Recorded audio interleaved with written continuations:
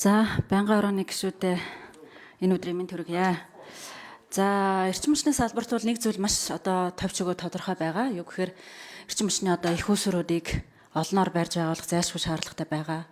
За, гэтэл хуулийн өөрчлөлтүүдээс болоод ялангуяа энэ төр хувийн хөвсөл хамтраад хийх их усруудыг барихад саад дотгор учраад байгаа учраас энэ эрчим хүчний хуулийн дээр тодорхой хэмжээний өөрчлөлтүүдийг оруулад энэ төслүүдэд яралтай явуулъя гэдэг ийм заалт оруулж ирж байгаа салбараа бол би хоёр гараа өргөөдөл дэмжиж байгаа. За гэхдээ мэдээж энэ заалтууд маань мэдээж ингээд олон эрсдлийг үл дагуулах юм байна гэдгийг бол нийгэмч ярьж байгаа, мэргэжилтэнгүүт ярьж байгаа, салбарууч ярьж байгаа. За тухайлбал юу гэдгийг энэ заалтыг ашиглаад том чадaltaй тэгээд өндөр тарифтай тийм их усурыг өндөр үнээр бариа тэгээд төрд ингээд худалдаж сэлжүүлчих гээд байгаа юм шүү. Энийн цаашаа бидний өрсөлдөөнд зах зээлийг бий болгоход саад дотгор учрах юм шүү.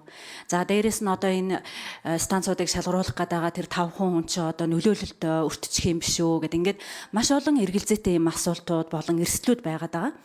Тийм учраас энэ хуулийн дээр тэр эрсдлүүдийг хаалтуудыг буюу өөрөөр хэлбэл сая чойжо сайд хэллээ тодорхой хэмжээний ингээд яаралтай хэрэгжүүлэх шаардлагатай төслүүд байгаа. Эдгээр маань бүгд манай улсын төлөвлөгөөнд бол орсон байдаг. Тэгэхээр яг энэ төслүүдийг хэрэгжүүлнэ гэсэн жагсаалтын дээрээс нь хүчин чадлын дээрээс нь энэ тендер зарлахдаа дээд үн буюу дээд тариф нь тэрнээс доош л шалгаруулах ёстой ч гэдэг юм уу. За дээрээс нь хамгийн гол чухал юм нь цаашдаа бид нар өрсөлдөөн зах зээлд ороход энэ их усрууд маань өрсөлдөөний байдлаар бол үнэ тохироод зах зээлдээ орохоо явнаа ч гэдэг юм уу гэд ийм заалтуудыг ийм эрсдлүүдийг хаах заалтуудыг оруулж өгөөд тэр хууль дагсан тогтоол ч юм уу тэр байдлаар ингээ гаргаж өгөөд цаашаа явбал яасан бэ гэсэн ийм саналтай байна.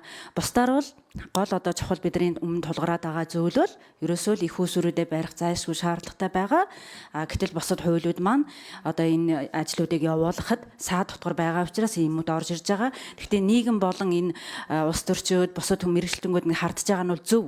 За тийм учраас тэр хардж байгаа, тэр үүсгэж байгаа гэсэн эрсдлүүдийг бид нар тооцож үзээд тэгээд тэр эрсдлүүдийг хаах юмыг бол хийгээ явах нь зүйтэй байхаа. Тэгэхээр тусгай ажлын хэсэг гаргаад тэр ажлын хэсэг маань энэ хууль босруулсан хүмүүстэйгээ хамт суугаад эрсдлүүдийг хаах тэр түгжээнүүдийг тэр тогтоолдоо тэр хуулиндаа оруулаад тэгээ энийгээ цаашаа явуулаад тэгээ чойжо сая түрүүн бас танилцуулсан магадгүй энэ хууль маань нэг тодорхой хугацаатай 1 жил ч юм уу 2 жил ч юм уу за эсвэл тэр тендерийн хууль болон төр хувийн хвшлийнхаа түншлэлийн хууль дээр өөрчлөлт оруулах хүртэл хүчинтэйч гэдэг юм уу ингээд ийм заалтуудаа оруулж өгөө цаашаа явуулаасэ гэсэн ийм саналтай байна.